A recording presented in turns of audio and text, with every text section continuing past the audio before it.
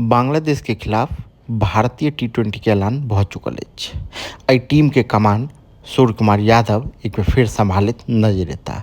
एहिसँ पहिले ओ श्रीलंका के खिलाफ कप्तानी सम्हालने रहथि और अपना टीम के न केवल मैच जीतेलथि बल्कि सीरीज सेहो जीतेलथि। भारत और बांग्लादेश के बीच 3टा टी20 मैच खेलल जायत। पहिल मुकाबला ग्वालियर में 6 अक्टूबर के खेलल जायत, जखन दोसर मुकाबला 9 तारीख के दिल्ली में खेलल जायत और सीरीज के आखिरी और तेसर मुकाबला हैदराबाद में खेलल जायत। एहि मुकाबला में कई नव खिलाड़ी के सेहो मौका भेट सकैए, लेकिन अहाँके बता दी कि फैंस के नज़र एक बेर सूर्य कुमार यादव के बल्लेबाजी के साथ साथ उनकर कप्तानी के प्रदर्शन पर भी रहवला अछि। उनकर बल ओ चाहता कि अपन बल्ला से 7 के बारी खेल कर अपन फैंस के खुश करता।